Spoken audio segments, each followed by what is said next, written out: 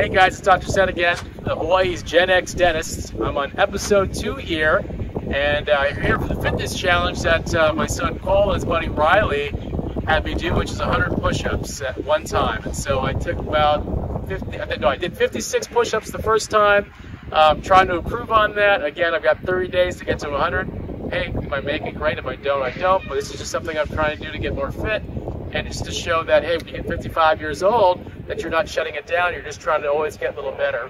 And so here's that time to prove that I am trying to get better by doing these push-ups, and we'll see how I do. So I'm calling you guys, or I'm talking to you guys here from the Aina Haina Elementary playground, and it's the beautiful basketball courts, the playground they got here. A little nostalgia, my son and Riley actually went to school here, and so we're coming back to the old school to kind of get this workout done today. So let's get those push-ups done. Let's see how I do. Again, I did 56 the first time. We'll see how I do this time. Not making any promises. Here we go.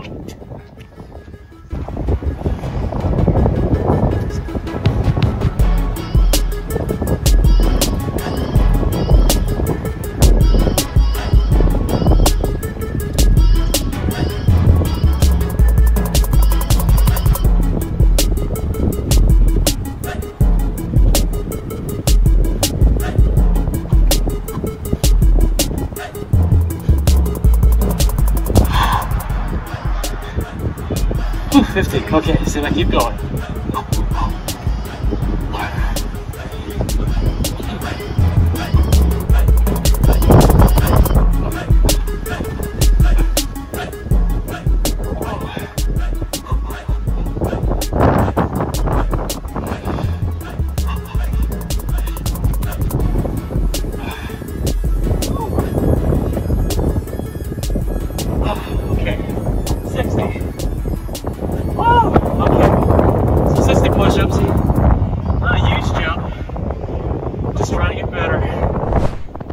Hey guys, it's Dr. Ced here, Hawaii's Gen X dentist, here to kind of talk about what we can do to kind of help support you guys in regards to getting us to have a better outlook on life and how we can actually create better legacies for a lot of people, not just the Gen X community, but also younger generations, older generations, so we can kind of help each other be better versions of each other. Again, I kind of look at this channel as being Living Life 2.0, not necessarily being this intense channel where we're trying to be incredible fitness giants or, you know, incredible moguls of business or, you know, gurus of whatever social media event it is. I'm just trying to basically create the best situation we can so that we can enjoy ourselves and be authentic and try to be the best versions that make us happy and make us feel fulfilled rather than living out someone else's life and journey. So one of the things I want to talk today about, talked a little bit about last time, I had the growth mindset and not being afraid to try new things.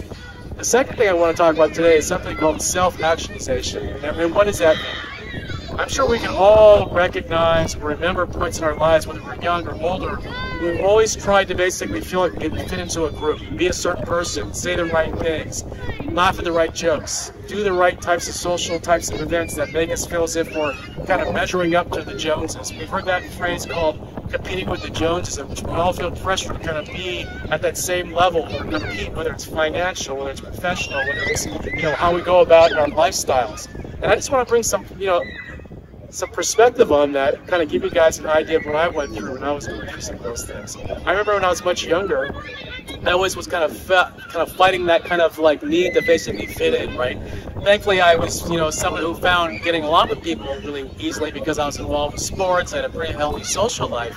But a lot of times, I think we get so caught up in that kind of definition of who we are that we sometimes lose comfort in what we should be doing. And what I mean by should be doing are basically doing things that bring you genuine happiness and fulfillment, and not doing something because you feel it makes others happy. I think a big trap many of us get into, which sometimes even people my age get into these days, is feeling like they have to do certain things to belong.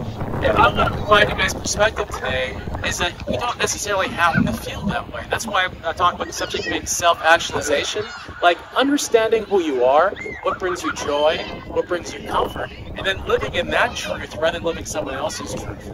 So we're just going to take a little walk together so I can talk to you guys about this. You know, one of the things that I really put a lot of effort into is I remember when I was younger, and I was a young married couple with my wife, Kristen. And I remember at the time, we were going to a lot of these social events and fundraisers because I was trying to grow in my professional life and personal life. And I kind of felt as I was obligated to be at the right social functions. I was obligated to be at the right business function. I was obligated to take meetings with certain business people because they felt it was something that would allow me to kind of level up and be the best perspective or the best version of myself. And I did those things, and it's interesting. I did that for a couple years, and I remember one day driving home from one of these events. It was a big fundraiser event downtown Honolulu with all the big high muckamuckas from the business world and the banking world. And we got back, and she was kind of very somber, and she was kind of being very quiet in the car. And I asked her, so what's going on? And her comment to me was, I don't know. I just feel as if that was, really fake. They really weren't. We were. In fact, I was watching you talk to people, and the way you were talking and laughing, and the way you were kind of speaking and sharing your stories, it just didn't seem like that was you. It was like I was talking to someone else, or I was watching someone else. And it gave me a great epiphany for that moment. And I kind of thought to myself, what am I doing? Like, is that bringing me happiness, or is that just bringing me happiness to other people to make sure that I fit the right narrative for others? So I share this with you to be a little vulnerable that, yeah, there was a time in my life where I was definitely living a certain way to appease others and not myself. And thankfully, having moments like that allowed me to feel more comfortable. It allowed me to take the right steps that brought me happiness and brought me fulfillment. So I wasn't in a position where I had to basically live someone else's dream or live someone else's expectation of myself. Now, I'm not saying that you have to shelter yourself and do everything possible to only do what's in your best version of yourself, meaning that I don't want to shut yourself off or shut myself off from experiences out there. But I do want to share with you guys the understanding that I hope you guys are able to basically look at what's going on in your life and truly be authentic in what you're trying to accomplish, and not feel as if just because others may tell you to do a certain thing, you've got to go that path. Certainly, listen to mentors. Listen to people, because I think at the end of the day, if you're being unilateral in your thoughts and only doing what you think is right, you're missing out. You're not opening your mind to other possibilities. But at the same time, understand decisions you make need to provide you fulfillment and not others. I just want to make sure at the end of the day that self-actualization is such a critical thing we need to do in terms of taking this path to be the better versions of ourselves. I think it brings more happiness. It certainly brings more stability. And it allows you to calm down and not feel the anxiety that many of us have. So that's just my 2 cents today, guys. I hope that provides you some insight. Again, we're not trying to make you this perfect human being, or not trying to come from a perspective like I know everything. Just like you guys are, I'm on a journey, and this journey is filled with imperfections and failures, and I'm learning along the way.